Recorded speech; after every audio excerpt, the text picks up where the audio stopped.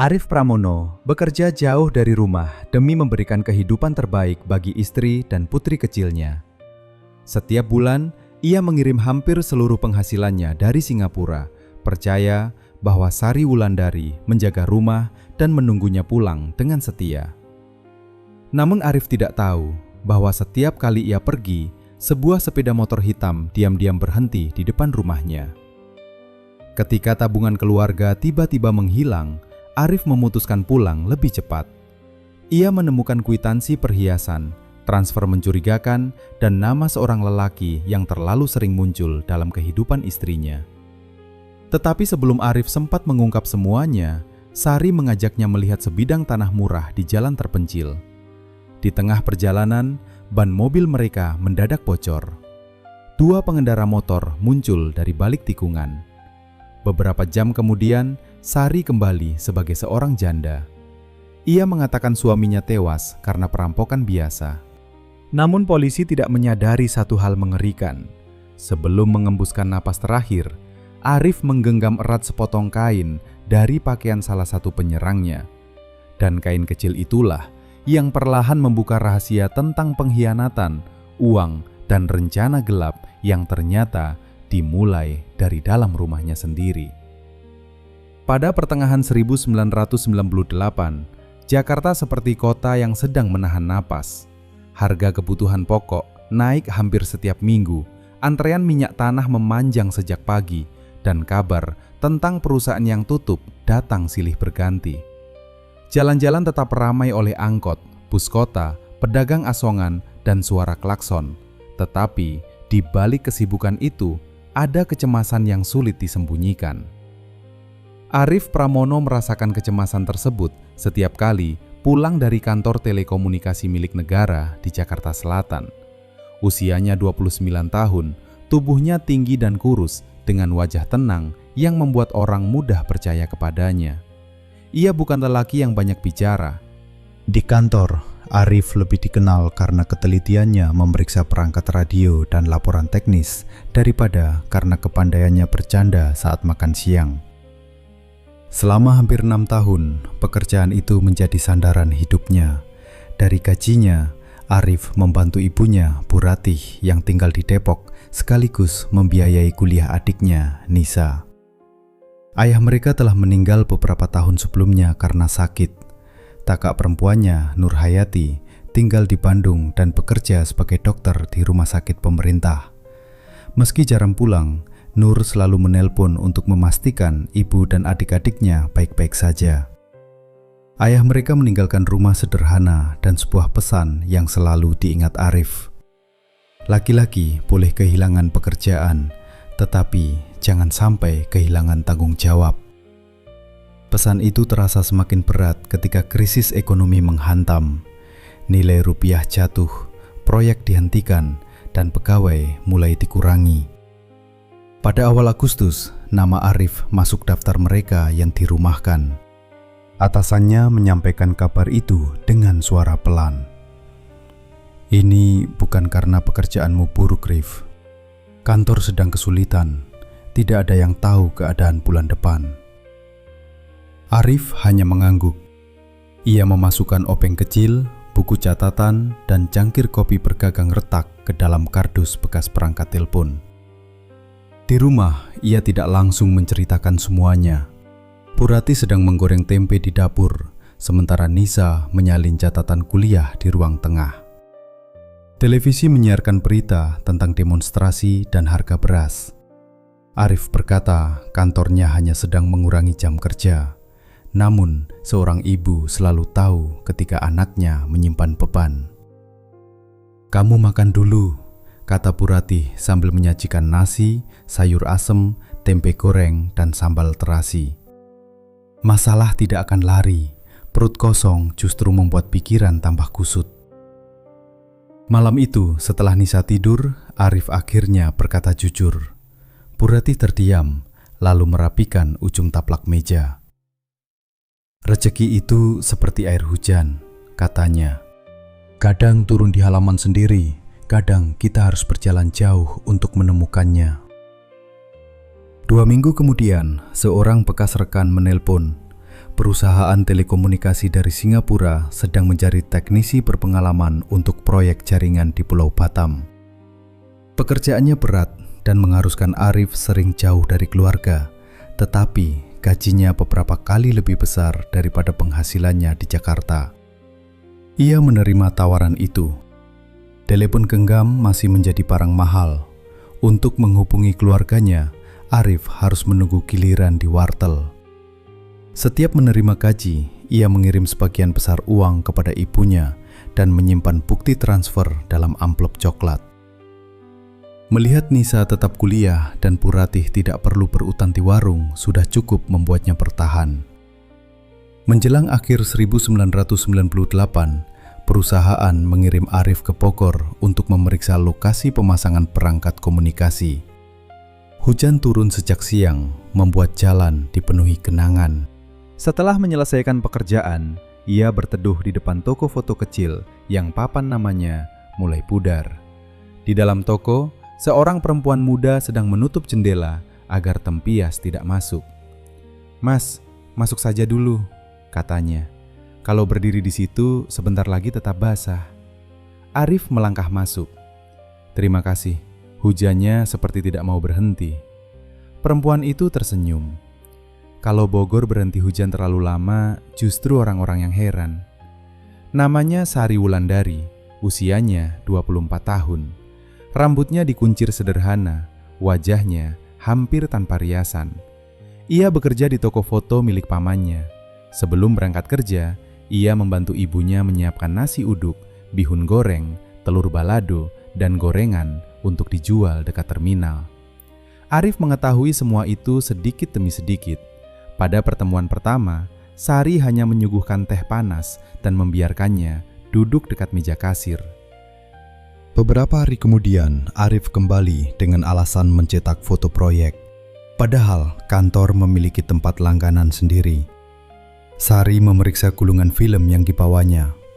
Foto proyek semua. Sebagian besar. Sebagian kecilnya apa? Foto keluarga. Kalau begitu, yang keluarga saya cetak lebih dulu. Biasanya orang lebih tidak sabar melihat wajah keluarga daripada melihat tiang dan kabel. Kalimat sederhana itu membuat Arif tersenyum. Sejak hari itu, ia semakin sering mencari alasan untuk singgah. Kadang ia membawa roti dari Jakarta, kadang hanya membeli satu gulung film. Sari tidak pernah bertanya tentang gaji atau jabatan. Ia lebih sering menanyakan apakah Arif sudah makan, kapan terakhir pulang menemui ibunya, dan apakah pekerjaan di Batam membuatnya kelelahan. Perhatian kecil itu terasa hangat. Dalam hidup Arif yang dipenuhi angka, jadwal, dan perjalanan, Sari seperti lampu teras yang menyala ketika seseorang pulang larut malam. Hubungan mereka berkembang perlahan. Mereka tidak pergi ke tempat mahal. Jika Arif berada di Bogor, mereka makan sotomi di warung dekat kebun raya, berjalan di bawah deretan pohon, atau membeli kacang rebus dari pedagang keliling. Sesekali Arif mengantar Sari pulang dengan angkot, lalu berhenti beberapa rumah sebelum kediamannya agar tidak menimbulkan pembicaraan tetangga.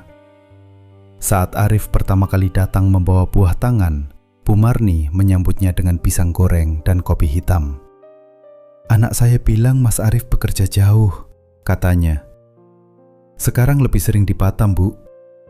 "Jauh bukan masalah kalau niatnya baik. Yang penting jangan pandai memberi kabar hanya ketika sedang rindu." Sari menunduk malu.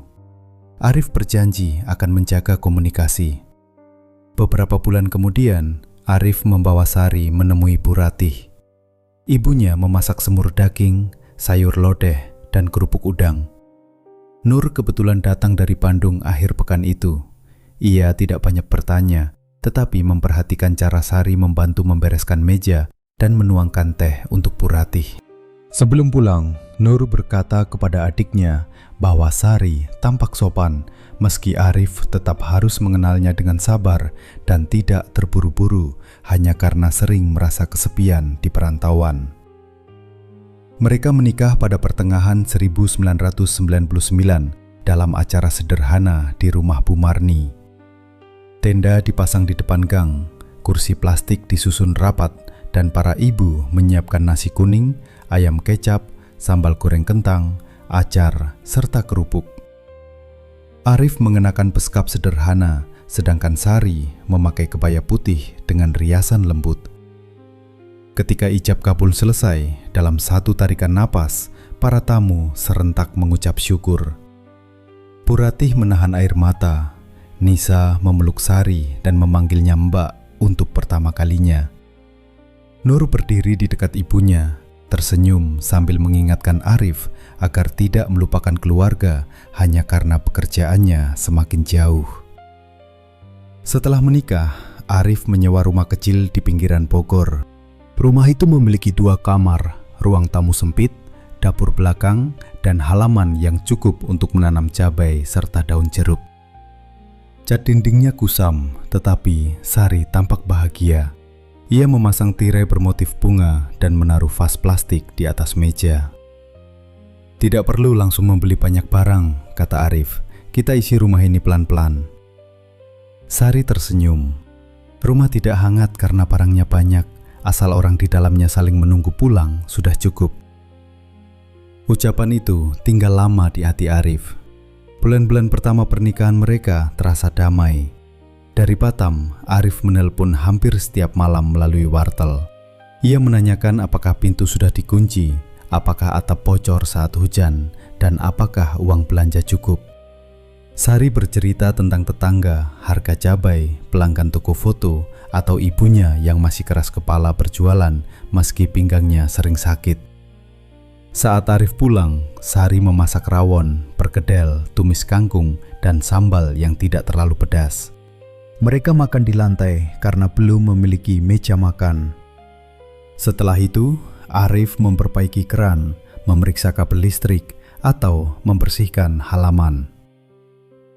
Pada awal 2000, Sari memberitahu bahwa ia mengandung. Arif menerima kabar itu melalui telepon wartel. Suara di seberang hilang timbul, tetapi ia masih mendengar tangis bahagia istrinya. "Benarkah?" tanyanya berkali-kali. "Iya, dokter bilang kandungannya masih muda." Arif mengucap syukur. Malam itu, ia mentraktir 2 rekan sekamarnya makan ayam penyet meski mereka sedang berhemat. Ia juga membeli sepasang kaos kaki bayi dari toko kecil dekat pelabuhan. Anak perempuan mereka lahir menjelang akhir tahun dan diberi nama Alia Pramono. Buratih datang membantu. Rumah kecil itu dipenuhi suara tangis bayi, kain popok yang dijemur, botol minyak telon, dan nasihat tetangga yang datang membawa bubur merah putih. Bagi Arif, kelahiran Alia seperti matahari setelah musim hujan panjang. Ia bekerja semakin keras. Perusahaannya mulai mengirimnya ke Singapura dan memberinya tanggung jawab lebih besar. Penghasilannya meningkat, tetapi waktu bersama keluarga semakin sedikit. Ia meyakinkan diri bahwa semua pengorbanan itu dilakukan untuk masa depan. Ia ingin membeli rumah yang lebih layak, menyekolahkan Alia dengan baik, dan suatu hari membuka usaha pemasangan perangkat komunikasi sendiri. Setiap bulan, Arif mengirim lebih banyak uang kepada Sari. Ia tidak pernah meminta laporan rinci. Ketika Sari mengatakan perlu membeli lemari, memperbaiki dapur, atau membantu ibunya, Arif selalu mengizinkan. Baginya, kepercayaan dalam rumah tangga tidak semestinya dihitung seperti tagihan. Dari luar, kehidupan mereka tampak baik. Tetangga mengenal Sari sebagai istri teknisi yang bekerja di luar pulau. Ia selalu berpakaian rapi saat membawa Alia ke posyandu. Jika ditanya tentang suaminya, ia menjawab dengan bangga bahwa Arif sedang menangani proyek besar. Namun, kesunyian memiliki cara sendiri untuk mengubah seseorang. Setelah Alia tidur, Sari sering duduk sendirian di ruang tamu sambil mendengarkan radio. Kadang, sambungan telepon Arif terputus sebelum mereka selesai bicara. Kadang ia menunggu sampai larut, tetapi Arif tidak sempat menelpon. Pada awalnya, Sari memahami. Lalu perlahan, ia merasa hidupnya hanya terdiri atas menunggu. Menunggu kiriman uang, menunggu telepon, dan menunggu kepulangan yang selalu terlalu singkat. Arif tidak melihat perubahan itu. Setiap pulang, ia masih menemukan rumah bersih, makanan hangat, dan senyum istrinya. Ia mengira semuanya baik-baik saja. Suatu sore pada November 2000, hujan turun rintik-rintik. Bu Yati, tetangga di seberang rumah, sedang mengangkat pakaian dari jemuran ketika mendengar suara sepeda motor berhenti di depan pagar Sari. Motor itu hitam. Pengendaranya memakai jaket gelap dan helm tertutup. Ia tidak membunyikan klakson. Sari sudah berdiri di balik pagar, seolah memang menunggu. Bu Yati mengira laki-laki itu kurir atau saudara. Namun, Sari membuka pintu dan mempersilahkannya masuk. Ia baru keluar hampir 2 jam kemudian ketika azan maghrib terdengar dari musala ujung gang. Keesokan harinya, Bu Yati bertanya sambil lalu, "Yang datang kemarin saudaramu, Sar?" Sari berhenti menyapu selama 1 detik. "Teman lama keluarga, Bu. Dia membantu mengurus beberapa dokumen." Jawabannya terdengar wajar. Bu Yati tidak bertanya lagi, tetapi seminggu kemudian, motor hitam yang sama kembali datang. Lalu datang lagi pada minggu berikutnya. Anehnya, laki-laki itu selalu muncul ketika Arif berada di Batam atau Singapura. Ia tidak pernah datang saat mobil sewaan yang biasa membawa Arif berhenti di depan rumah. Di ruang tamu, foto pernikahan Arif dan Sari masih tergantung rapi. Dalam foto itu, mereka berdiri berdampingan di bawah hiasan melati, tersenyum seperti 2 orang yang percaya bahwa masa depan dapat dibangun hanya dengan cinta dan kesetiaan. Tak seorang pun di gang kecil itu mengetahui siapa lelaki bermotor hitam tersebut. Dan Arif, yang malam itu sedang memeriksa jaringan komunikasi di seberang laut, sama sekali belum tahu bahwa pintu rumah yang selalu ia rindukan mulai terbuka untuk orang lain. Selama beberapa minggu berikutnya, lelaki dengan sepeda motor hitam itu datang semakin sering. Kadang ia tiba menjelang siang, ketika sebagian besar laki-laki di gang masih bekerja. Kadang ia muncul setelah hujan, saat jalanan becek dan anak-anak sibuk bermain perahu kertas di selokan. Ia selalu memarkir motornya sedikit menjauh dari pagar rumah Sari, seakan tidak ingin kendaraan itu terlalu mudah dikenali. Bu Yati hanya melihat wajahnya sekali. Lelaki itu berusia sekitar 30 tahun, berkulit sawo matang, bertubuh tegap, dan rambutnya dipotong sangat pendek. Tatapannya tajam, tetapi tutur katanya sopan. Ketika berpapasan dengan Bu Yati, ia mengangguk dan mengucapkan permisi seperti orang yang tahu cara menghormati tetangga. Sari memperkenalkannya sebagai Rudi Hartono, kenalan lama dari keluarga ibunya. Menurut Sari, Rudi bekerja sebagai kepala regu keamanan di sebuah gudang distribusi dekat Cipinong. Ia sering membantu mengurus surat kendaraan, pembayaran cicilan, atau perkara kecil yang dianggap terlalu merepotkan bagi seorang perempuan yang suaminya bekerja jauh. Namun, bantuan Rudi tidak berhenti pada urusan dokumen. Sari mula-mula menjaga jarak. Ia memanggilnya Mas Rudi dan tidak pernah membiarkannya tinggal terlalu lama. Tetapi waktu mengikis batas dengan cara yang nyaris tak terasa. Setiap kali Sari merasa kesepian, Rudi ada di dekatnya. Ketika Alia demam dan Arif tidak dapat dihubungi, Rudi mengantar mereka ke klinik. Saat hujan deras memadamkan listrik, ia duduk di teras sambil menyalakan lampu minyak sampai keadaan aman. Arif di sisi lain semakin tenggelam dalam pekerjaan. Proyek jaringan baru membuatnya harus berpindah antara Batam dan Singapura. Jadwalnya tidak menentu. Kadang ia bekerja sampai lewat tengah malam, lalu tertidur di kamar sewaan tanpa sempat menelpon. Ia merasa bersalah, tetapi setiap kali mendengar suara Sari dari wartel, rasa bersalah itu sedikit mereda. "Alia sehat?" tanyanya. "Sehat, tadi pagi sudah bisa berdiri sambil berpegangan pada kursi." "Benarkah? Nanti kalau aku pulang, mungkin dia sudah bisa berjalan." "Mungkin. Kamu sendiri bagaimana?" "Aku baik." Jawaban Sari selalu pendek. Arif menganggap istrinya lelah mengurus anak. Ia tidak menyadari bahwa di balik kata baik ada kecewa yang terus menumpuk seperti lumpur setelah hujan. Pada akhir 2000, Arif mendapat kenaikan gaji. Perusahaannya juga memberi tunjangan perjalanan dalam dolar Singapura. Ketika nilai rupiah belum benar-benar stabil, jumlah itu terasa besar. Arif mulai mengirim uang lebih banyak dan meminta Sari menabung untuk membeli rumah agar mereka tidak terus menyewa. Mereka menemukan rumah sederhana di perumahan baru di pinggiran Bogor. Bangunannya belum selesai, jalan di depannya masih berupa tanah merah dan beberapa rumah hanya berupa rangka bata. Tetapi rumah itu memiliki 3 kamar, halaman kecil, serta ruang tamu yang lebih luas. Di sini Alia bisa berlari, kata Arif saat mereka berdiri di depan rumah contoh. Sari membayangkan tirai baru, lemari kayu, televisi berwarna yang lebih besar, dan kursi tamu dengan bantalan empuk. Ia mengangguk tanpa ragu. Arif membayar uang muka dari tabungannya. Sisa cicilan dikirim setiap bulan melalui rekening Sari karena ia lebih sering berada di luar negeri. Semua surat pembayaran disimpan dalam map biru di lemari kamar, tetapi pengeluaran Sari tidak lagi kecil. Ia membeli mesin cuci, kulkas 2 pintu, perhiasan, dan sebuah telepon genggam bekas yang saat itu masih dianggap barang mewah.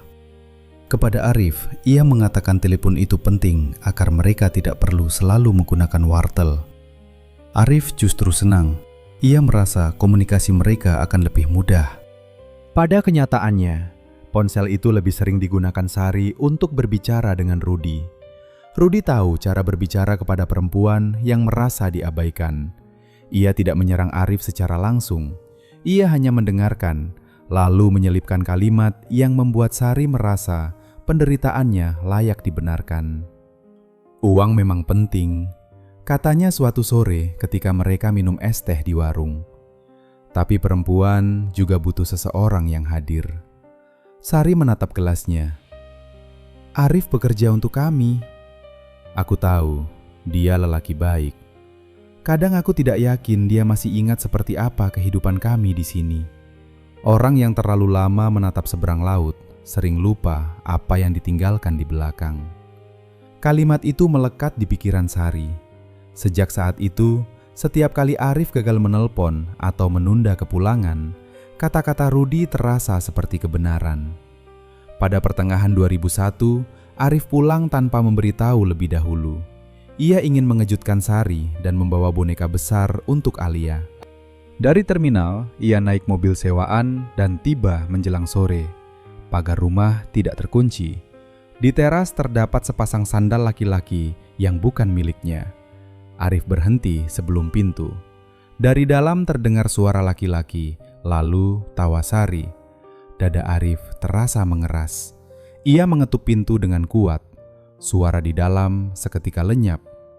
Sari membuka pintu dengan wajah pucat. Di belakangnya berdiri Rudi sambil memegang obeng. "Mas Arif," kata Sari, "kenapa tidak memberi kabar? Aku ingin memberi kejutan." Rudi tersenyum dan mengulurkan tangan. "Saya Rudi, Mas, teman keluarga Bu Marni. Tadi diminta memperbaiki engsel lemari." Arif menatap obeng di tangannya, lalu melihat lemari dekat ruang tengah. Salah satu pintunya memang terlepas. Alia sedang tidur di kamar. Kecurigaannya tidak hilang, tetapi tidak ada sesuatu yang dapat ia tuduhkan. Ia berjabat tangan dengan Rudi, meski genggamannya kaku. Malam itu setelah Rudi pergi, Arif bertanya mengapa lelaki itu berada di rumah tanpa tetangga lain atau anggota keluarga. "Karena engselnya hampir jatuh," jawab Sari. "Aku takut mengenai Alia." "Kamu bisa menunggu sampai aku pulang." "Aku tidak tahu kapan kamu pulang. Aku sudah bilang pekerjaanku sulit ditebak. Aku juga tidak pernah melarangmu bekerja, tapi rumah ini tetap membutuhkan seseorang. Aku mengirim uang, aku menelpon sebisa mungkin. Tidak semua masalah selesai dengan uang."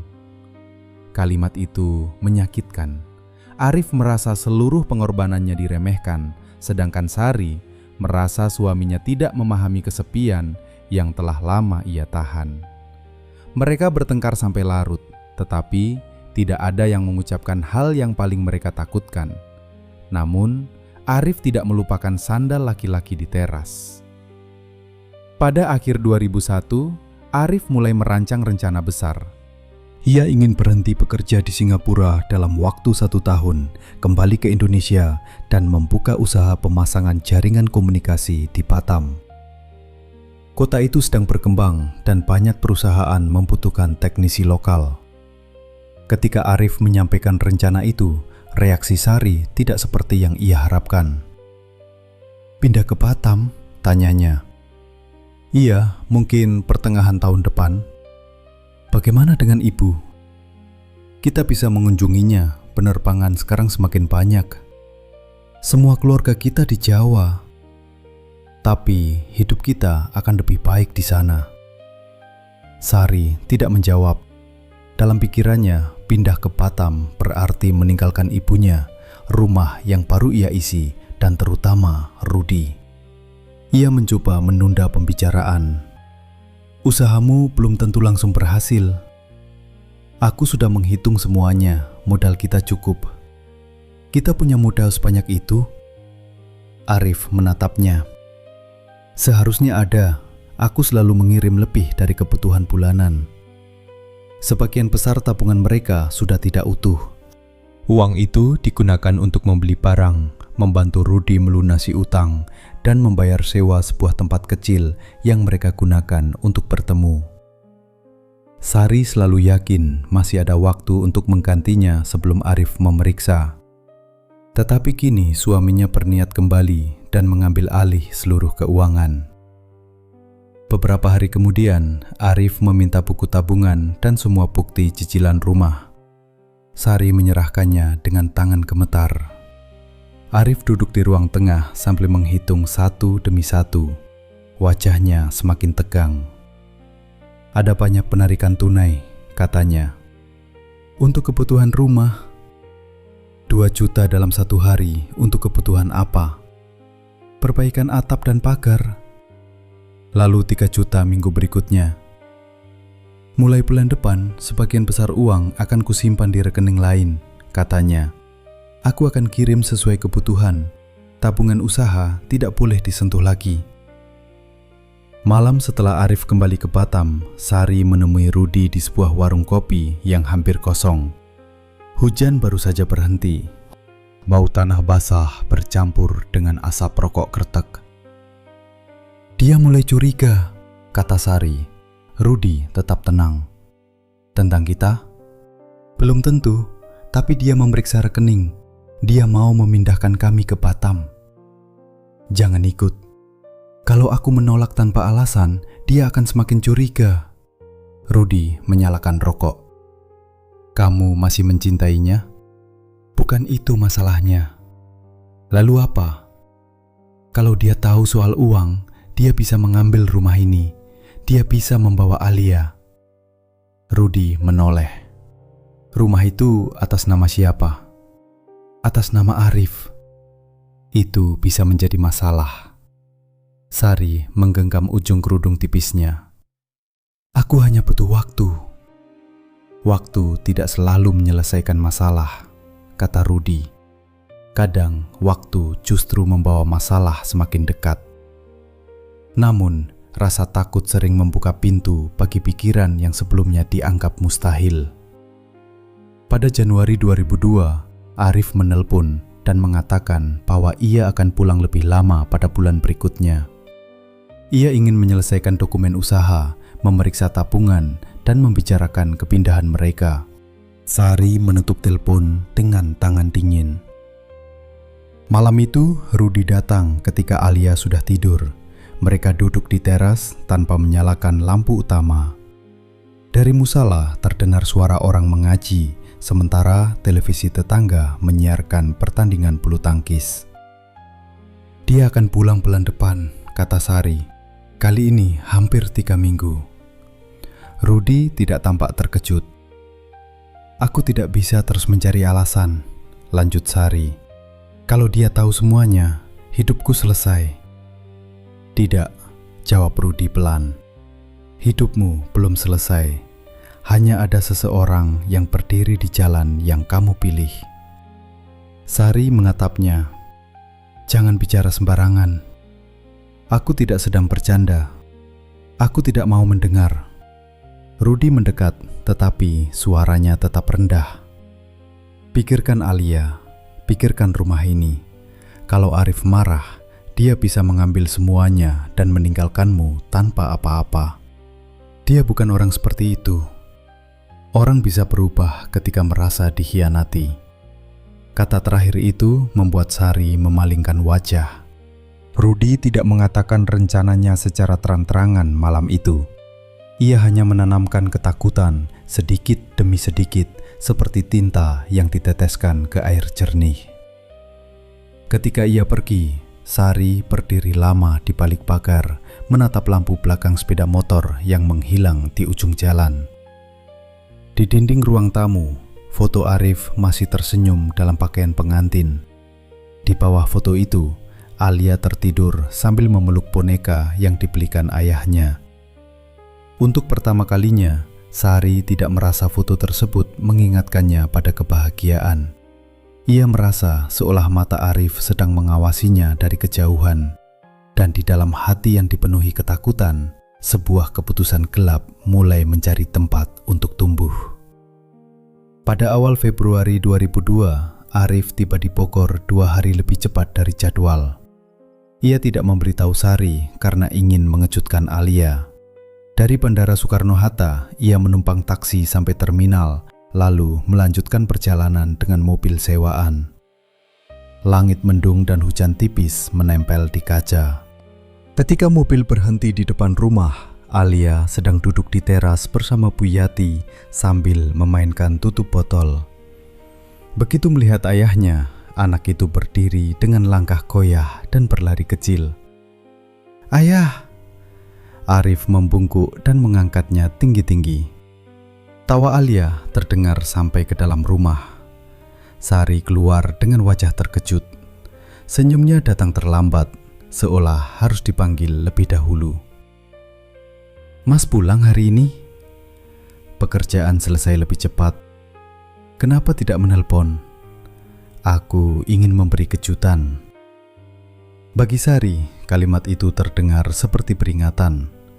Sepanjang sore, ia bergerak terlalu cepat, memindahkan gelas, melipat pakaian, dan berkali-kali bertanya apakah Arif ingin makan. Arif melihat kegelisahan itu, tetapi memilih diam. Malamnya, setelah Alia tidur, Arif membuka lemari dan mencari map biru tempat bukti cicilan rumah disimpan. Beberapa lembar hilang.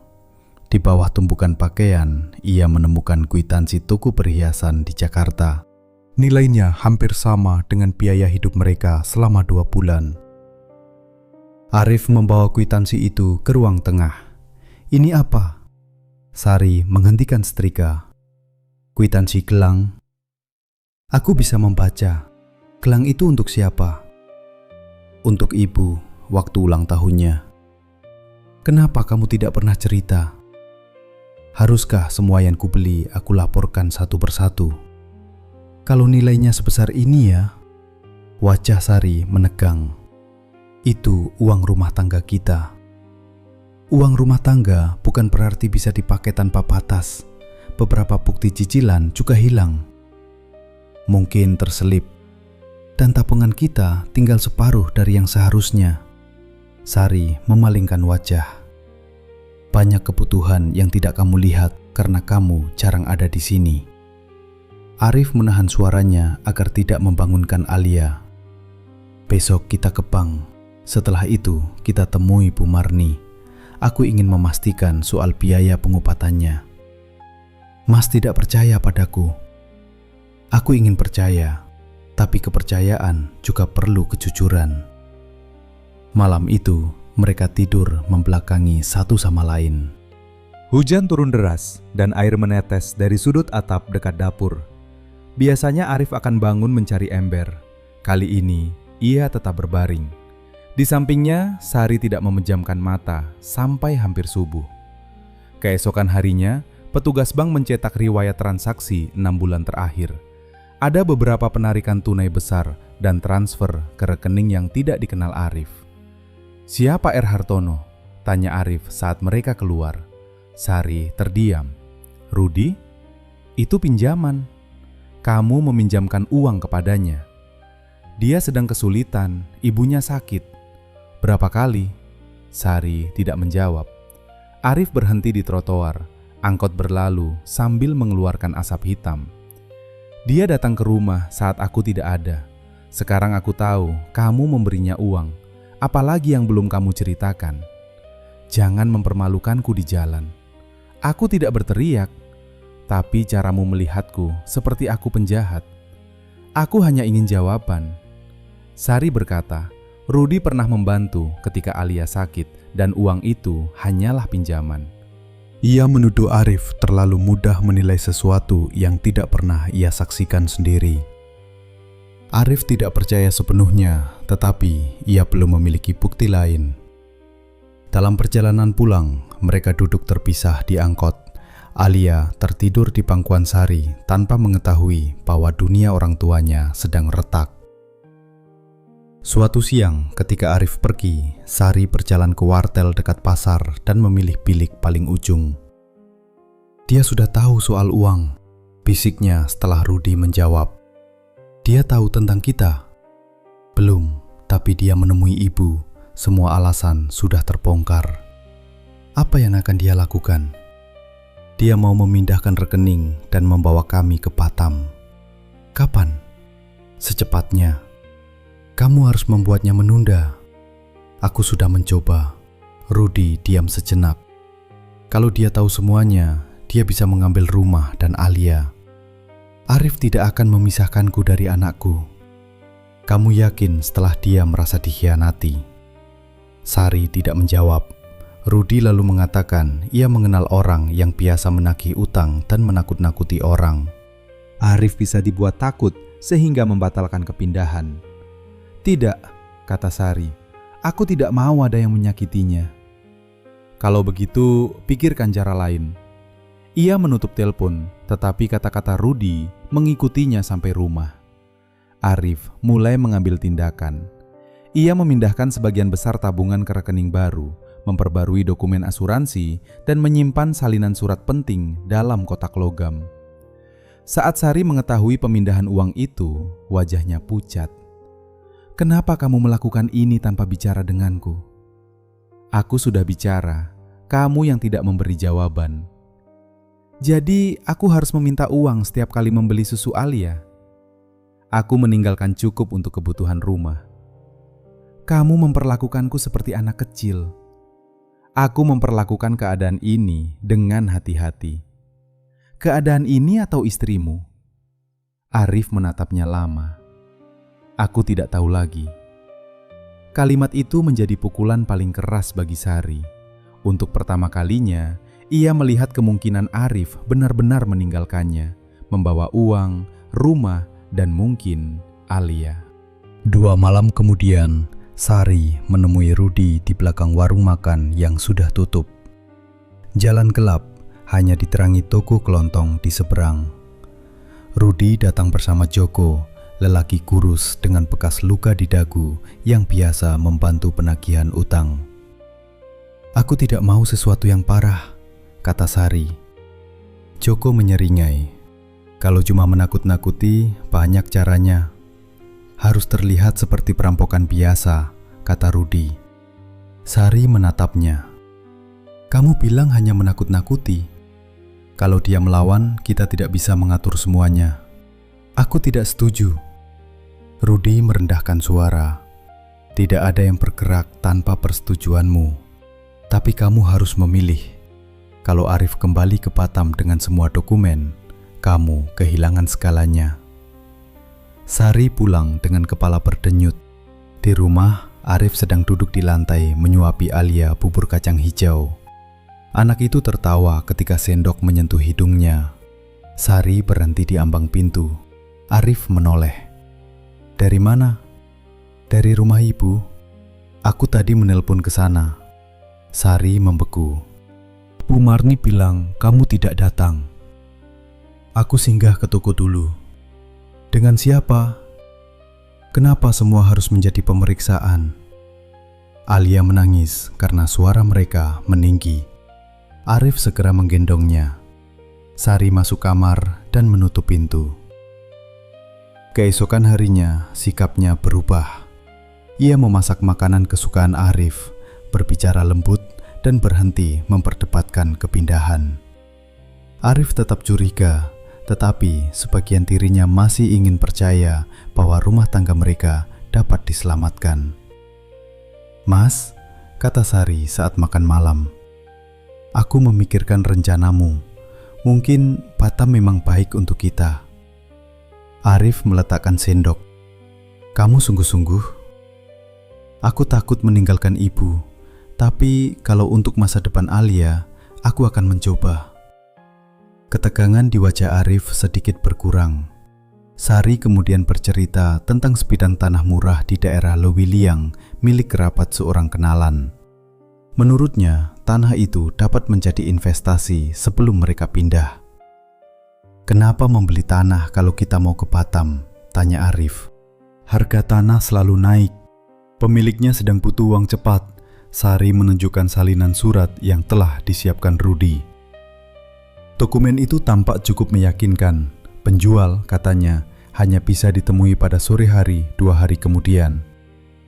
Malam sebelum perjalanan, setelah Arif tidur, Sari menelpon Rudi dari dapur. "Besok lusa, setelah asar, kami lewat jalan lama menuju kebun karet." "Mobil apa?" "Mobil sewaan warna abu-abu." "Siapa yang menyetir?" "Arif." "Joko menunggu di dekat tikungan. Aku berada lebih jauh."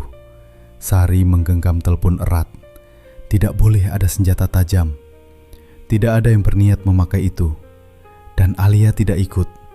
Lebih baik. Setelah sambungan berakhir, Sari berdiri lama dalam gelap. Ia ingin menelpon kembali dan membatalkan semuanya, tetapi ketakutan menahannya. Ia meyakinkan diri bahwa mereka hanya akan mengambil dompet Arif, memukulnya sedikit, lalu pergi. Setelah mengalami perampokan, mungkin Arif akan menunda usaha dan tetap bekerja di luar negeri. Mungkin semuanya akan kembali seperti sebelumnya. Manusia sering memakai kata mungkin untuk menutupi jurang yang sudah terbuka di depannya. 2 hari kemudian, langit Bogor kelabu sejak pagi. Bu Ratih datang untuk menjaga Alia. Arif mengenakan kemeja lengan panjang dan membawa map berisi catatan harga. Sebelum berangkat, ia mencium Alia dan berjanji pulang sebelum maghrib. Perjalanan berlangsung tanpa banyak bicara. Radio memutar lagu lama, sementara kios, sawah, dan rumah kecil berlalu di sisi jalan. Sari memberi petunjuk berdasarkan catatan yang ditulis Rudi. Setelah hampir 1 jam, mereka masuk ke jalan sepi. Aspalnya berlubang, di kanan kiri terbentang kebun dan semak tinggi. "Masih jauh?" tanya Arif. "Sedikit lagi." Beberapa ratus meter kemudian, mobil terasa oleng. Arif menepi, ban belakang kiri kempis. "Sepertinya kenapa aku?" Sari menatap lurus ke depan, tenggorokannya kering. Arif turun dan membuka bagasi untuk mengambil dongkrak. Jalan sangat sunyi. Lalu suara sepeda motor muncul dari kejauhan. Satu motor hitam mendekat dari belakang, ditumpangi 2 lelaki berhelm. Motor itu berhenti beberapa meter di depan. Salah satu lelaki turun. "Serahkan dompet dan kunci mobil," katanya. Arif melirik Sari yang masih di dalam. "Ambil dompetnya, jangan ganggu istri saya." Ia mengeluarkan dompet, tetapi ketika lelaki itu meraih, Arif menarik tangannya. "Siapa kalian?" Lelaki itu mendorongnya. Arif membalas. Mereka bergumul di samping mobil sampai helm penyerang terlepas. Wajah Joko terlihat. Sari keluar. "Berhenti!" Joko panik dan memukul bahu Arif dengan batang besi pendek. Arif jatuh berlutut, lalu bangkit dan melawan. Dari arah tikungan, motor kedua muncul. Rudi turun dengan cepat. Ketika Arif melihatnya, seluruh keraguan lenyap. Ia menoleh kepada Sari. Tatapan itu lebih menyakitkan daripada teriakan. "Kamu," katanya pelan. Sari mundur. "Mas, aku tidak." Rudi mencoba menahan Arif. Joko yang ketakutan mengayunkan batang besi sekali lagi. Pukulan itu mengenai kepala. Arif jatuh di sisi jalan. Sari menjerit dan berlari mendekat. Darah membasahi rambut suaminya. Ia berlutut, tetapi Rudi menarik lengannya. "Kita harus pergi. Kalian bilang hanya menakut-nakuti." Dia melihat wajah kami. "Bawa dia ke rumah sakit." Arif masih bernapas. Tangannya bergerak lemah dan mencengkeram lengan jaket Rudi. Kain di dekat lambang perusahaan keamanan robek dan tertinggal dalam genggamannya. Joko mengambil dompet dan jam tangan Arif agar kejadian tampak seperti perampokan. Dalam kepanikan, mereka meninggalkan tas kerja, kamera kecil, dan cincin kawin di jari korban. Sari berlari ke arah rumah terdekat sambil berteriak meminta pertolongan. Ia mengatakan suaminya diserang perampok bermotor. Beberapa warga datang membawa senter dan kain sarung. Mereka menaikkan Arif ke bak mobil pickup dan membawanya ke puskesmas. Sepanjang perjalanan, Sari memegang tangannya dan terus memanggil namanya. Arif tidak membuka mata lagi. Dokter mengatakan luka di kepalanya terlalu berat. Ia harus dirujuk ke rumah sakit besar. Tetapi sebelum ambulans siap, napasnya berhenti. Sari berdiri di lorong dengan pakaian berlumur darah. Ketika petugas bertanya apa yang terjadi, ia mengulang cerita yang telah disiapkan. 2 perampok muncul saat ban mobil kempis, mengambil dompet dan jam tangan, lalu menyerang Arif karena ia melawan. Petugas mencatat semuanya. Tidak seorang pun memperhatikan bahwa di dalam genggaman kaku Arif terdapat sepotong kain hitam kecil dengan benang kuning, bagian dari lambang perusahaan keamanan. Dan tidak seorang pun, kecuali Sari, mengetahui bahwa sebelum kehilangan kesadaran, Arif telah menatap istrinya seperti orang yang akhirnya memahami seluruh kebohongan dalam hidupnya. Kabar kematian Arif sampai ke rumah sebelum jenazahnya tiba. Bu Ratih sedang menidurkan Alia ketika seorang polisi datang bersama petugas puskesmas. Ia berdiri di depan pintu dengan wajah pucat, memegang ujung kerudung, seolah itu satu-satunya benda yang dapat menahannya agar tidak jatuh. Sari pulang hampir tengah malam. Pakaiannya telah diganti, tetapi noda kecoklatan masih terlihat di ujung lengan.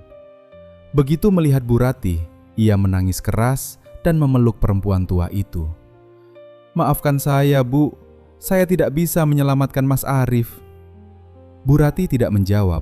Ia menatap pintu, seolah masih berharap Arif akan muncul dengan tas kerja di bahu dan meminta teh panas. Jenazah dibawa pulang menjelang subuh. Para lelaki dari musala membantu menurunkan keranda. Tetangga datang membawa tikar, termos, gula, kopi, dan makanan seadanya. Di dapur, para perempuan menyiapkan teh manis dan nasi bungkus. Tak ada yang banyak bicara, hanya doa, isak tertahan, dan langkah kaki yang keluar masuk rumah. Wajah Arif telah dibersihkan, luka di kepalanya tertutup kain, tetapi lebam di pelipis masih tampak. Bu Ratih menyentuh pipinya dengan tangan gemetar. "Kamu bilang pulang sebelum maghrib," bisiknya. "Kenapa pulangnya begini?" Nisa datang dari Jakarta pagi itu juga. Ia menangis di samping keranda. Hanya kakak perempuan Arif, Nur Hayati, yang tidak langsung larut. Nur adalah dokter di rumah sakit pemerintah di Bandung. Ia terbiasa menghadapi kematian. Tetapi kali ini, yang terbujur adalah adiknya sendiri. Nur memperhatikan luka di kepala, memar di lengan, goresan di telapak tangan, dan kuku yang kotor oleh tanah. Arif jelas sempat melawan. "Polisi bilang apa?" tanyanya kepada Sari. "Mereka akan menyelidiki, Mbak. Katanya mungkin perampok jalanan." "Berapa orang?" "2. Mereka naik satu motor." "Kamu melihat wajah mereka?" "Mereka pakai helm." "Tidak ada yang membuka helm." Sari terdiam sesaat. "Tidak." Nur menangkap jeda kecil itu, tetapi tidak berkata apa-apa. Pemakaman dilakukan setelah zuhur. Langit Bogor gelap dan udara berbau tanah basah. Bu Ratih hampir tidak sanggup berdiri ketika tanah pertama dilemparkan ke liang lahat. Sari menangis paling keras. Ia memeluk Alia dan berulang kali mengatakan bahwa anak mereka kini tidak memiliki ayah. Orang-orang memandangnya dengan iba. Nur berdiri sedikit di belakang. Ia memperhatikan seorang lelaki bertubuh tegap dekat pohon mangga. Lelaki itu mengenakan kemeja gelap dan terus melihat ke arah Sari. Ketika tatapan mereka bertemu, ia segera menunduk. "Siapa dia?" tanya Nur kepada Buyati. "Itu Mas Rudi, teman keluarga Bu Marni, sering membantu Mbak Sari kalau Mas Arif sedang di luar kota." Nama itu tersimpan dalam pikiran Nur. 3 hari kemudian, polisi datang meminta keterangan tambahan. Inspektur Budi Santoso duduk di ruang tamu sambil membuka buku catatan.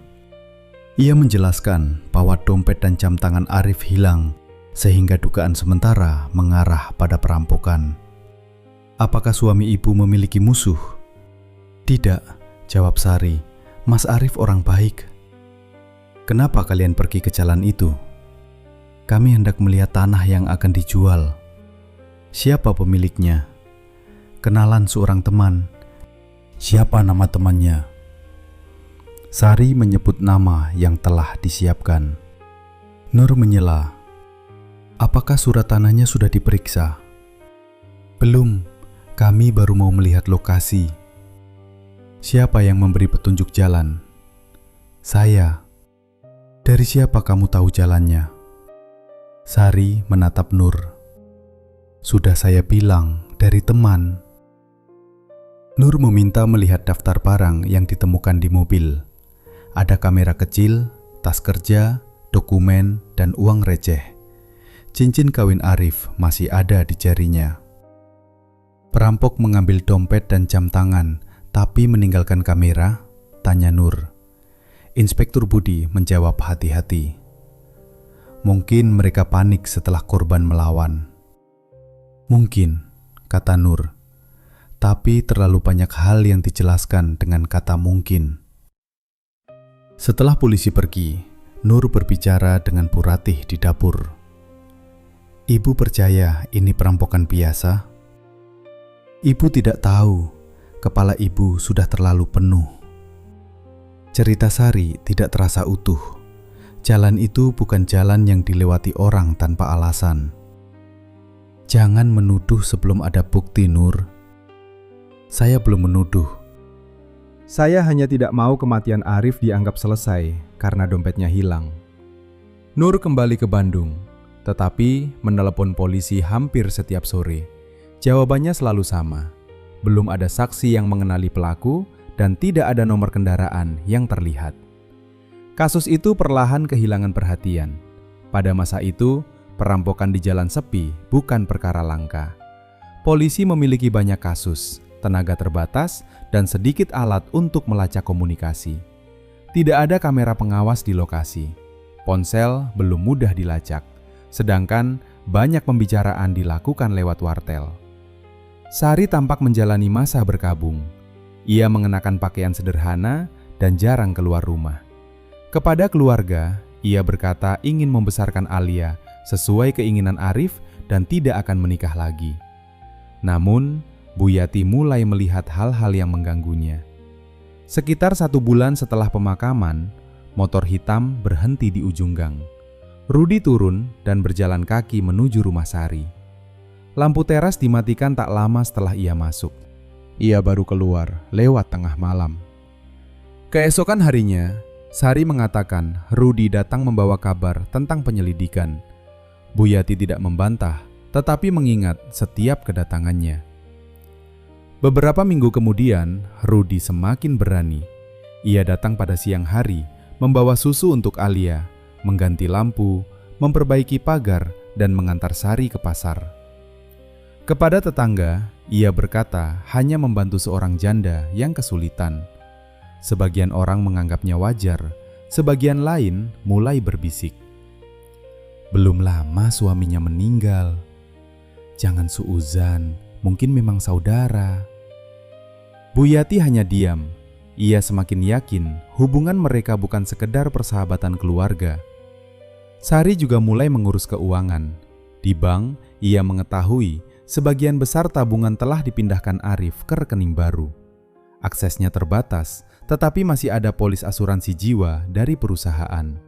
Nilainya cukup besar. Saat petugas mengatakan pencairan memerlukan laporan polisi, Sari terlihat gelisah. Berapa lama biasanya?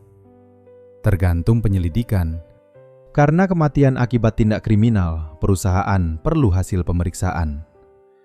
Sari pulang dan langsung menemui Rudi di rumah kontrakan kecil di Cibinong yang disewa menggunakan uang Arif. Uangnya tidak bisa segera cair. Kita tunggu. Joko terus meminta bagian. Dia akan mendapatkannya. Dengan apa? Rekening sudah dipindahkan. Rudi mengembuskan asap rokok. Semakin kamu panik, semakin banyak kesalahan. Nur curiga, dia melihatmu di pemakaman. Biarkan, dia tinggal di Bandung. Dia dokter, polisi mendengarkan orang seperti dia. Rudi mematikan rokok. Kalau begitu, pastikan tidak ada sesuatu di rumah yang bisa menimbulkan masalah. Malam itu, Sari membuka lemari dan mengeluarkan kotak logam milik Arif. Kuncinya tidak ditemukan. Rudi membukanya dengan obeng. Di dalamnya ada salinan rekening, kwitansi, surat asuransi, foto, buku catatan, dan sebuah kaset. Mereka mencari pemutar kaset. Setelah tombol ditekan, terdengar suara Arif dan Sari sedang bertengkar. Suara Sari jelas mengatakan bahwa Arif tidak akan membawa Alia dan uang mereka pergi begitu saja. Tidak ada pengakuan tentang penyerangan, tetapi nada ancamannya cukup untuk menimbulkan kecurigaan. Rudi segera menghentikan rekaman. Ini harus dibuang. Sari memegang kaset itu. Kalau dibakar di sini, tetangga bisa tahu. Bawa ke tempat lain.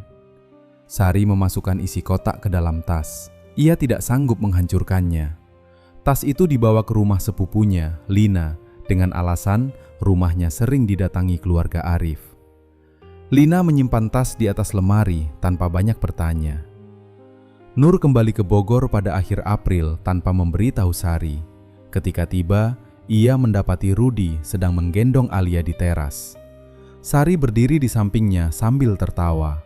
Tawa itu berhenti begitu mereka melihat Nur. "Mbak Nur, kenapa tidak bilang akan datang?" "Saya ingin mengambil beberapa barang Arif." Rudi menurunkan Alia. "Saya pamit dulu." Nur bertanya, "Mas Rudi bekerja di mana?" "Di perusahaan keamanan." "Nama perusahaannya?" Rudi menyebut sebuah perusahaan pengamanan gudang. Nur memperhatikan lambang di dada seragamnya, perisai hitam dengan benang kuning. Ia teringat keterangan petugas puskesmas bahwa ada potongan kain dalam genggaman Arif. Barang itu dicatat, tetapi dianggap tidak penting. Setelah Rudi pergi, Nur meminta kunci lemari. "Saya mau melihat kotak logam Arif." Sari menegang. "Kotak apa?" "Kotak tempat dia menyimpan dokumen." "Saya tidak tahu." "Jangan bohong, Arif menyimpannya sejak masih tinggal dengan ibu." "Mungkin dibawa ke Batam." Polisi sudah mencatat barang dari tasnya, kotak itu tidak ada. Sari meninggikan suara. "Mbak datang ke rumah saya hanya untuk menuduh. Saya mencari barang milik adik saya. Apa yang sebenarnya Mbak inginkan?" "Kebenaran." Alia mulai menangis dari kamar. Sari masuk dan tidak kembali ke ruang tamu. Nur pergi ke kantor polisi. Ia meminta melihat barang kecil yang diambil dari tangan Arif. Setelah menunggu hampir 2 jam, petugas membawa kantong plastik berisi potongan kain hitam dengan sisa benang kuning. "Apakah sudah diperiksa?" tanya Nur. Inspektur Pudi menggeleng. "Kami kira kain itu berasal dari mobil atau pakaian korban. Pakaian Arif tidak memiliki warna seperti ini." Nur meletakkan foto Rudi yang diam-diam diambilnya di teras. Lelaki ini bekerja di perusahaan keamanan, lambangnya hitam dan kuning. Dia dekat dengan Sari sebelum Arif meninggal, dan sekarang datang hampir setiap hari. "Apakah ibu punya saksi?" Bu Yati melihat motor hitam datang berkali-kali ketika Arif di luar kota. Itu belum membuktikan keterlibatan dalam pembunuhan. Belum, tapi cukup untuk berhenti menganggapnya perampokan acak. Polisi berjanji memeriksa latar belakang Rudy dan mencocokkan kain dengan seragam perusahaannya. Nur tahu janji belum berarti hasil, tetapi setidaknya kasus itu bergerak lagi. Sari segera mengetahui polisi mulai menanyakan Rudy di tempat kerjanya. Malam itu ia datang ke rumah kontrakan dengan wajah ketakutan. Mereka datang ke gudang. Mereka menanyakan jadwal kerjamu pada hari Arif meninggal. Rudy menatapnya dingin. Apa yang kamu katakan kepada Nur? Tidak ada. Lalu bagaimana dia tahu? Dia melihat seragammu. Rudy berdiri. Saya sudah bilang jangan biarkan dokumen Arif tersisa. Kaset itu aman. Di mana? Di rumah Lina. Rudy meraih lengannya. Ambil kembali malam ini. Sari mencoba melepaskan diri. Lina akan curiga. Lebih baik dia curiga daripada polisi menemukannya. Untuk pertama kalinya, Sari melihat ketakutan dalam mata Rudy. Bukan penyesalan, melainkan ketakutan seorang lelaki yang sadar kebohongan mereka mulai retak. Di tempat lain, Nur duduk di kamar lama Arif bersama Bu Ratih. Di depannya terdapat salinan polis asuransi. Nama Sari tercantum sebagai satu-satunya penerima manfaat. Bu Ratih membaca angka di dokumen itu dan menutup mulut. Arif tidak pernah cerita. Mungkin dia ingin memastikan Alia aman, kata Nur. Apakah Sari tahu? Dia mengajukan pencairan 2 minggu setelah pemakaman. Ruangan menjadi sunyi. Dari musala terdengar azan Isya. Bu Ratih menatap foto anaknya. Kalau semua ini benar, berarti Arif meninggal di samping orang yang paling dia percaya. Nur menggenggam tangan ibunya. Ia belum memiliki bukti cukup untuk menuduh siapapun.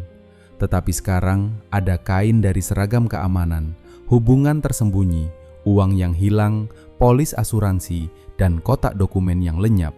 Satu demi satu, potongan cerita mulai menemukan tempatnya.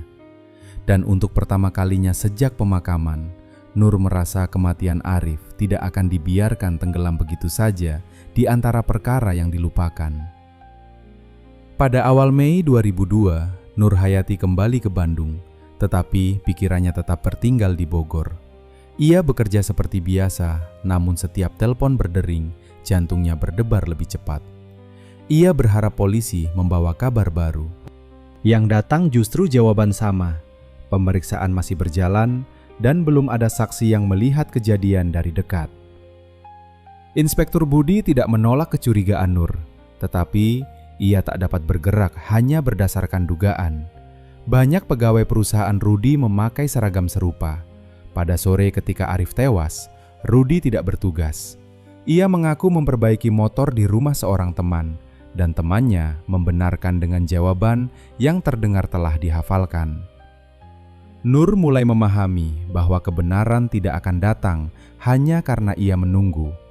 Atas saran seorang kolega, ia menghubungi Hasan Maulana, bekas wartawan kriminal yang pernah bekerja untuk surat kabar harian di Jakarta. Hasan meninggalkan pekerjaannya setelah kerusuhan 1998 dan kini mengelola percetakan kecil di Bandung. Namun, nalurinya sebagai pemburu cerita belum hilang. Mereka bertemu di warung kopi dekat stasiun Bandung. Hasan berusia hampir 50 tahun dan mendengarkan tanpa memotong ketika Nur menceritakan semuanya. Polisi melihat perkara dari bukti yang sudah ada, katanya setelah Nur selesai. Kita harus mencari hal yang belum mereka lihat. Seperti apa? Orang selalu meninggalkan jejak, bukan hanya sidik jari, kebiasaan, utang, teman, tempat nongkrong, orang yang pernah dibohongi. Kadang sebuah pembunuhan terbuka bukan karena pelakunya bodoh, tetapi karena terlalu banyak orang kecil yang dilibatkan. Nur menyerahkan salinan laporan, foto Rudy, dan catatan transaksi. Hasan mempelajarinya beberapa hari, lalu pergi ke Cibinong dan berbicara dengan orang-orang di sekitar gudang. Dari percakapan itu muncul satu nama, Joko Setiawan. Joko dikenal sebagai penagih utang dan sering terlihat bersama Rudi di warung dekat terminal. Setelah kematian Arif, ia mendadak menghilang dari rumah petaknya tanpa membayar sewa terakhir. Hasan kembali menemui Nur dengan sebuah buku catatan penuh nama. Kalau Rudi merencanakan sesuatu, kemungkinan dia tidak bekerja sendiri. Katanya, Joko bisa menjadi orang kedua. Polisi tahu tentang dia? Belum tentu. Tidak ada nama Joko dalam berkas yang kamu tunjukkan. Nur segera menyampaikan informasi itu kepada Inspektur Budi. Polisi mulai mencari Joko, tetapi alamat keluarganya tidak jelas. Ada yang mengatakan ia pergi ke Tangerang, ada yang menyebut Bekasi, dan ada pula yang mendengar ia bekerja di pelabuhan Tanjung Priuk. Sementara itu, hubungan Sari dan Rudi mulai berubah. Setelah polisi mendatangi gudang, Rudi hanya menelpon dari wartel berbeda dan mengajak Sari bertemu di tempat sepi. Nada bicaranya mengeras. Ia menyalahkan Sari karena tidak menghancurkan dokumen Arif. "Aku sudah mengambil tas dari rumah Lina," kata Sari ketika mereka bertemu di belakang pasar. "Di mana kasetnya?" "Masih bersamaku." "Kenapa belum dibuang?" Sari menunduk. "Aku takut." "Takut apa?" "Kalau kita menghancurkannya, berarti kita benar-benar tidak bisa kembali." Rudi menatapnya dengan jijik. "Kembali kemana? Arif sudah mati." Kata-kata itu membuat wajah Sari pucat. Selama berbulan-bulan, ia mencoba menyebut kematian suaminya sebagai kecelakaan yang lepas kendali. Rudi mengucapkannya tanpa penutup, seperti orang menutup pintu dengan keras.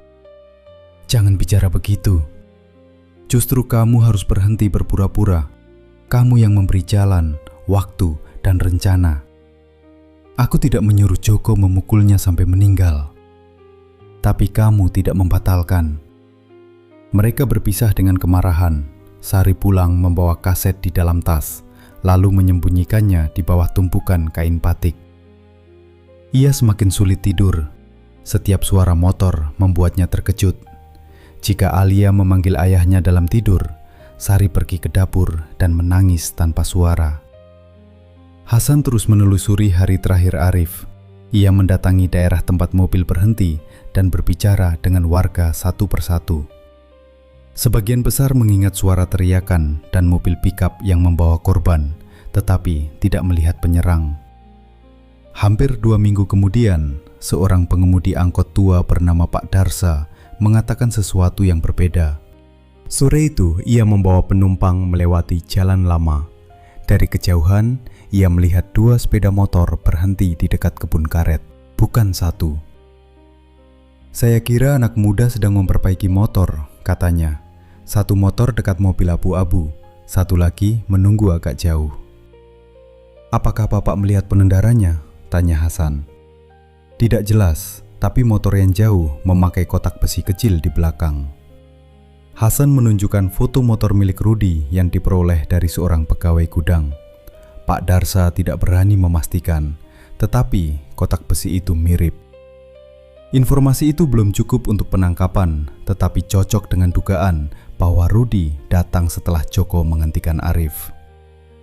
Saat diperiksa lagi, Rudi mengatakan motornya dipinjam seorang teman. "Teman yang mana?" tanya polisi. Rudi menyebut nama pria yang sebelumnya memberinya alibi di bengkel. Ketika pria itu diperiksa terpisah, jawabannya berubah-ubah. Ia akhirnya mengaku Rudi tidak berada di bengkel sepanjang sore. Rudi hanya datang pagi hari dan meminta ia mengatakan hal itu jika ada yang bertanya. Polisi kini memiliki kebohongan, tetapi masih belum memiliki bukti langsung pembunuhan. Pada akhir Juni, Joko ditangkap di Jakarta Utara karena pencurian muatan truk. Seorang petugas menemukan namanya dalam daftar pencarian kepolisian Bogor. Joko dibawa untuk diperiksa. Mula-mula ia menyangkal mengenal Arif atau pernah pergi ke Lewiliang. Polisi lalu menunjukkan batang besi yang disita dari kamarnya. Benda itu belum tentu senjata yang sama, tetapi cukup membuatnya gelisah. Inspektur Budi meletakkan foto Rudi di meja. "Kami tahu kamu bekerja dengannya." Joko tertawa kecil. "Saya kenal banyak orang. Kami juga punya saksi yang melihat 2 motor. Saksi dari jarak jauh bisa salah. Kami tahu alibi Rudi palsu. Kalau kamu terus diam, semua tuduhan bisa jatuh kepadamu." Untuk pertama kalinya, senyum Joko hilang. Ia meminta rokok dan lama memandang lantai. Kemudian ceritanya keluar sedikit demi sedikit. Ia mengaku Rudi membayarnya untuk menakut-nakuti seorang lelaki dan membuatnya tampak sebagai korban perampokan. "Siapa perempuan itu?" tanya polisi. Joko menelan ludah. "Istrinya sendiri." Ia menyebut nama Sari. Menurut Joko, Sari memberitahu waktu keberangkatan, warna mobil, dan jalan yang akan mereka lewati.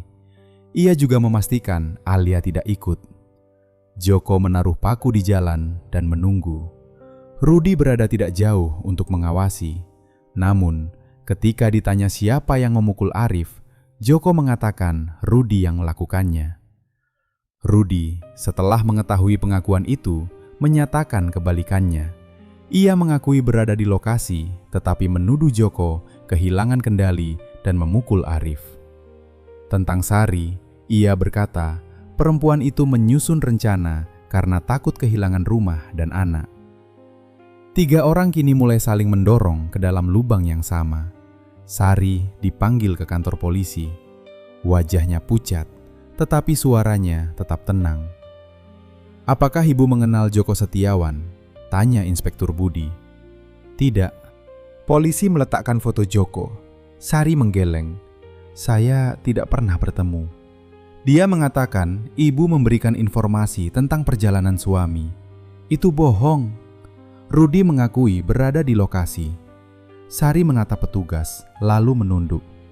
"Saya tidak tahu kenapa dia mengatakan itu." "Apakah ibu memiliki hubungan khusus dengan Rudi?" "Dia hanya teman keluarga." "Kami punya saksi yang melihatnya sering datang ketika suami ibu di luar kota. Orang datang ke rumah bukan berarti melakukan sesuatu yang salah." Inspektur Budi tidak memaksanya mengaku. Ia meminta Sari pulang, tetapi melarangnya meninggalkan Bogor tanpa memberitahu. Malam itu, Sari mengemasi pakaian Alia, buku tabungan, perhiasan, uang tunai, dan kaset rekaman. Ia berniat pergi ke Jakarta sebelum mencari jalan keluar lain. Namun, sebelum berangkat, ia menelpon Rudi. Nomor gudang tidak menjawab, rumah kontrakannya kosong. Baru kemudian Sari tahu bahwa Rudi telah ditahan sementara. Ia duduk di lantai kamar dengan Alia tertidur di sampingnya. Untuk pertama kalinya, ia sadar Rudi tidak akan melindunginya. Lelaki itu akan menyebut namanya berulang kali demi menyelamatkan diri. Polisi menyita barang-barang dari kamar Rudi, termasuk buku nomor telepon dan sebuah alat penyeranta lama atau pager. Rudi masih menyimpannya karena nomor penting tersimpan di dalamnya. Seorang teknisi membaca catatan yang belum terhapus. Hanya ada 1 nomor yang berulang kali menghubungi Rudi pada hari kematian Arif. Nomor tersebut adalah sambungan rumah Sari. Inspektur Budi memanggil Nur ke kantor polisi dan menunjukkan hasilnya. "Ini belum membuktikan isi pembicaraan," katanya. Tapi panggilan terjadi sebelum mereka berangkat, lalu 2 kali saat berada di jalan. Nur menatap deretan angka. Sari bilang dia tidak mengenal Joko dan tidak tahu Rudi berada di sana. Sekarang ceritanya semakin sulit dipertahankan. Pemeriksaan sederhana juga menunjukkan serat kain cocok dengan jenis seragam perusahaan Rudi. Bersama pengakuan Joko, alibi palsu, saksi 2 motor dan pager, gambaran peristiwa menjadi semakin jelas. Namun, satu benda masih hilang, kotak dokumen dan kaset milik Arif. Nur mendatangi rumah Sari sore itu. Pintu depan terbuka sedikit. Beberapa lemari kosong dan pakaian Alia tidak ada. Di meja terdapat cangkir teh yang masih hangat. "Sari?" panggil Nur. Tidak ada jawaban. Bu Yati datang dari seberang. Tadi saya lihat dia membawa 2 tas, katanya mau ke rumah ibunya. Nur menelpon Bu Marni. Sari tidak berada di sana. Polisi segera diberitahu. Mereka memeriksa terminal dan stasiun, tetapi Sari sudah pergi. Seorang pengemudi ojek mengatakan ia mengantar perempuan dengan anak kecil ke tempat bus menuju Jakarta. Joko terus mengubah ceritanya, sementara Rudi menolak menjawab. Hasan dan Nur mencari Sari melalui kenalan serta kerabatnya. Malam semakin larut ketika telepon rumah Bu Ratih bergering. Seorang sepupu jauh mengatakan Sari sempat bertanya tentang kapal dari Batam menuju Malaysia dan cara membuat surat perjalanan sementara. Nur segera memahami tujuannya. Sari tidak sekadar bersembunyi. Ia sedang mencari jalan meninggalkan Indonesia sebelum polisi memperoleh bukti terakhir. Di kamar yang kosong, di antara pakaian yang ditinggalkan, Nur menemukan selembar tiket feri lama milik Arif dari Batam ke Singapura. Di belakangnya ada tulisan tangan Sari, nama seorang perempuan, nomor telepon, dan alamat dekat pelabuhan Batu Ampar. Nur menyerahkan kertas itu kepada Inspektur Budi. Dia menuju Batam, katanya. Untuk pertama kalinya, polisi tidak meminta Nur menunggu. Berita pencarian dikirim ke kepolisian pelabuhan dan terminal keberangkatan. Sementara bus malam bergerak ke timur membawa Sari dan Alia menjauh dari Bogor, kaset rekaman Arif tersimpan di dasar tas, terbungkus kain. Benda kecil itu menjadi satu-satunya saksi yang belum berbicara. Dan Sari tahu, selama kaset tersebut masih ada, ia tidak akan pernah benar-benar bebas. Sari tiba di Batam 2 hari setelah meninggalkan Bogor. Perjalanan panjang dengan bus, kapal, dan mobil sewaan membuat Alia kelelahan. Anak itu terus bertanya kapan mereka akan pulang dan mengapa mereka tidak membawa boneka besar pemberian ayahnya. Sari hanya menjawab bahwa mereka sedang menemui kenalan. Di pelabuhan, udara asin dan panas. Sari menggenggam tangan Alia sambil membawa 2 tas. Ia mengenakan kerudung sederhana dan kacamata hitam agar tidak mudah dikenali. Alamat yang tertulis di belakang tiket lama membawa mereka ke rumah kos dekat Batu Ampar. Pemiliknya adalah seorang perempuan bernama Yuliana, kenalan jauh dari keluarga Rudi. Yuliana tidak banyak bertanya ketika Sari mengatakan ingin tinggal beberapa malam sebelum menemui kerabat di Malaysia. "Kamu punya paspor?" tanya Yuliana. Sari diam. "Belum." "Kalau tanpa paspor, jangan berharap bisa lewat jalur resmi." Sari mengatakan ia bersedia membayar. Yuliana lalu menyebut seorang lelaki yang kadang membantu orang menyeberang dengan dokumen pinjaman. Harga yang diminta sangat tinggi, tetapi Sari tidak punya banyak pilihan. Pada malam pertama di kamar kos, Alia tidur di kasur tipis dengan kepala di pangkuan ibunya. Sari membuka tas dan mengeluarkan kaset rekaman Arif. Ia memutarnya dengan tape kecil milik Yuliana. Suara Arif memenuhi kamar yang sempit. "Aku tidak mengerti kenapa uang kita habis." Lalu terdengar suaranya sendiri, keras dan penuh kemarahan. "Mas tidak akan membawa Alia dan uang kita pergi begitu saja." Sari menekan tombol berhenti. Ia menatap kaset itu. Berkali-kali ia ingin membuangnya ke laut, tetapi tidak sanggup. Rekaman tersebut adalah ancaman bagi kebebasannya, namun juga satu-satunya benda yang masih menyimpan suara Arif. Di Bogor, polisi bergerak lebih cepat daripada yang diperkirakan Sari. Inspektur Budi mengirimkan foto dan keterangan ke pelabuhan, terminal, serta kantor kepolisian di Batam. Nur ikut terbang bersama seorang penyidik. Mereka tiba pada pagi yang mendung. Nur menatap kapal-kapal di pelabuhan dan membayangkan adiknya dulu bekerja di pulau itu, menabung untuk keluarga yang akhirnya menghancurkannya. Polisi mendatangi alamat dekat Batu Ampar. Yuliana menyangkal mengenal Sari, tetapi wajahnya berubah ketika petugas menunjukkan foto. "Kami hanya ingin memastikan anak kecil itu aman," kata Nur. Kalimat itu membuat Yuliana ragu. Ia akhirnya mengatakan Sari pergi ke pelabuhan kecil di pinggir kota bersama seorang lelaki yang membawa dokumen perjalanan. Sari sedang berdiri di antara penumpang ketika mendengar namanya dipanggil. Ia menoleh dan melihat dua petugas berjalan cepat ke arahnya. Alia memegang ujung bajunya. "Jangan lari," kata salah satu petugas. Sari melihat kapal kayu di depan, lalu jalan keluar di belakang. Ia ingin membawa Alia berlari, tetapi anak itu mulai menangis. "Ibu, kita mau kemana?" Sari berhenti. Petugas mengambil tasnya dan meminta ia ikut. Nur muncul beberapa langkah di belakang. Ketika Alia melihatnya, anak itu langsung memanggil, "Tante Nur!" Nur berlutut dan membuka tangan. Alia berlari kepadanya. Sari hanya berdiri, seolah seluruh tenaga telah meninggalkan tubuhnya. Di kantor polisi, isi tas diperiksa. Mereka menemukan uang tunai, perhiasan, buku tabungan, pakaian anak, dan kaset. Nur mengenali tulisan Arif pada label kecil di sisinya. "Ini milik adik saya," katanya. Sari diam. Kaset diputar di hadapan penyidik. Rekaman itu tidak berisi rencana pembunuhan secara langsung, tetapi menunjukkan bahwa Arif mencurigai keuangan mereka dan Sari mengancam akan mencegahnya membawa Alia serta uang keluarga.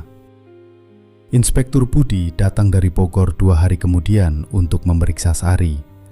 Kali ini ia tidak lagi berbicara dengan nada lembut. "Kami punya pengakuan Joko, alibi palsu Rudi, catatan pagar, saksi 2 motor, potongan seragam, dan rekaman ini. Cerita ibu tentang perampokan Acak sudah tidak dapat dipertahankan." Sari mengatakan Rudi bertindak sendiri. "Saya hanya meminta dia menakut-nakuti Arif." "Siapa yang menentukan jalan?" "Saya." "Siapa yang memberitahu waktu keberangkatan?" "Saya." "Siapa yang memastikan anak ibu tidak ikut?" Sari tidak menjawab. "Kalau ibu tahu ada penyergapan, lalu membawa suami ke sana, ibu ikut bertanggung jawab atas akibatnya." "Saya tidak ingin dia meninggal." Namun setelah dia dipukul, ibu membantu membuat cerita palsu.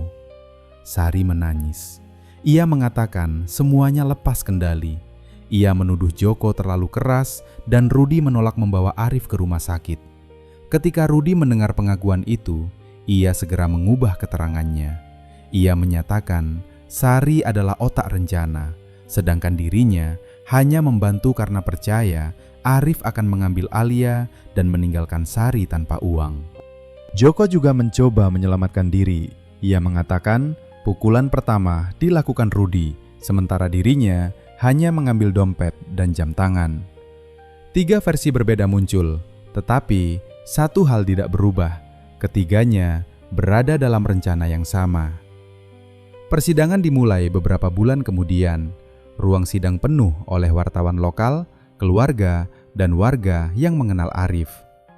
Bu Rati datang dengan pakaian gelap dan duduk di sebelah Nur.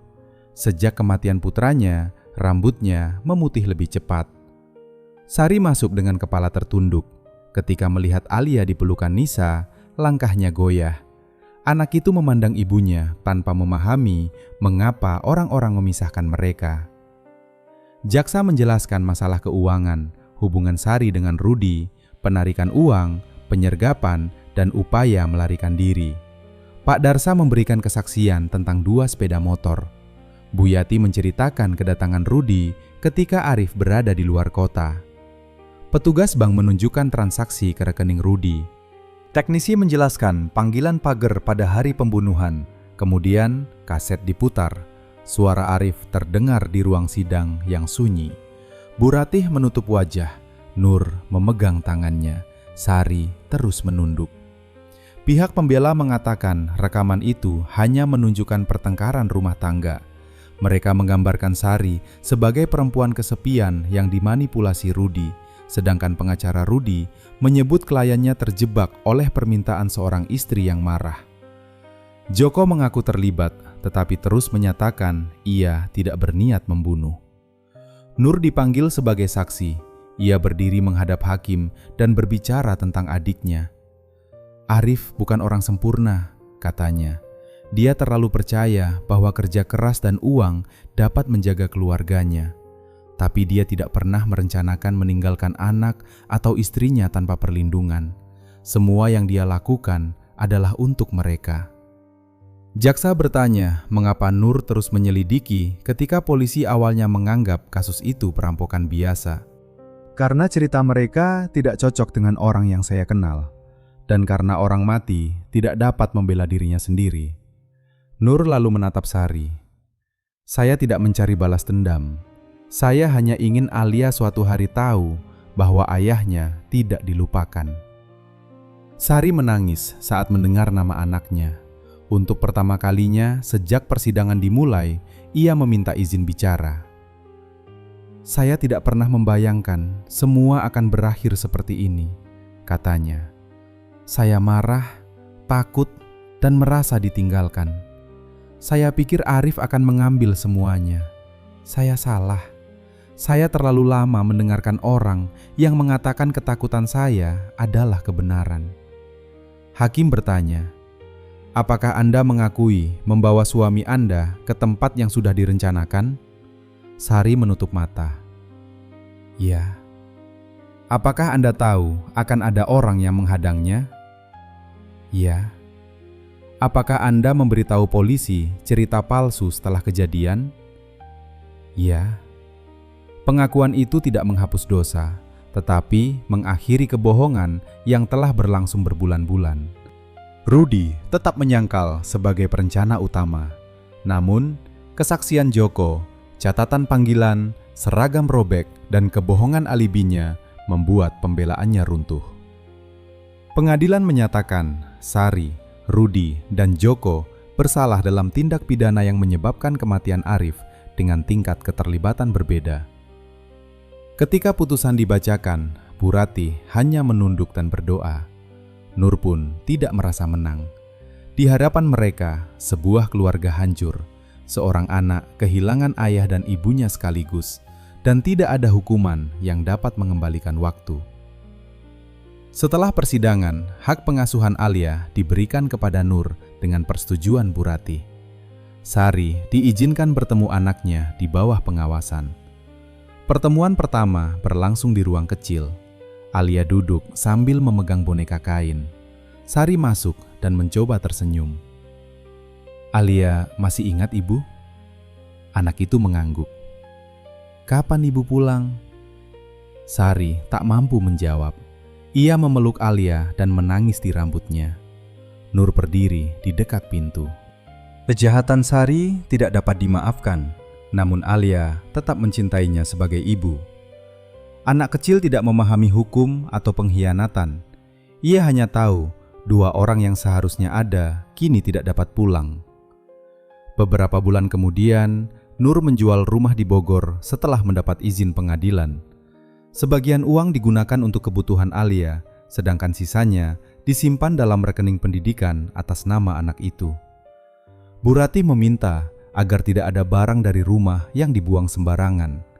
Foto pernikahan Arif dan Sari diturunkan. Nur menyimpannya dalam kotak bersama surat, pakaian kerja, dan kaset. Ia tidak ingin Alia tumbuh dengan kebohongan, tetapi juga tidak ingin masa kecilnya diracuni oleh kebencian.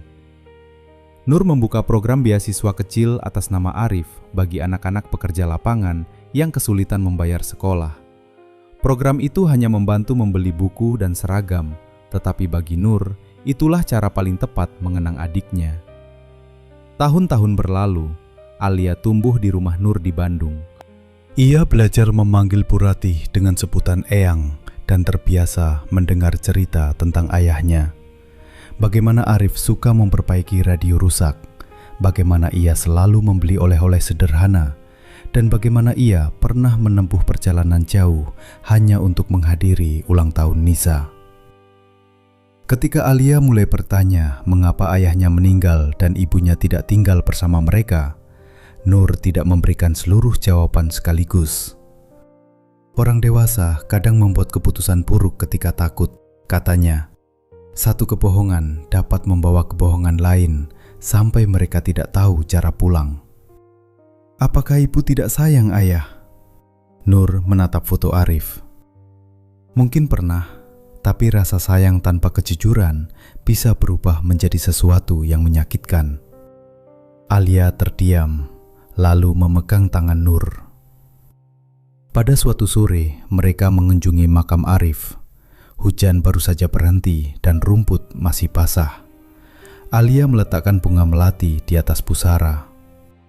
"Ayah, Alia sudah bisa membaca," katanya pelan. Bu Rati menangis, tetapi kali ini air matanya tidak hanya berisi kesedihan. Ada rasa lega karena cucunya tumbuh dikelilingi orang-orang yang tidak meninggalkannya. Nur teringat hari ketika ia pertama kali melihat potongan kain dalam kantong plastik.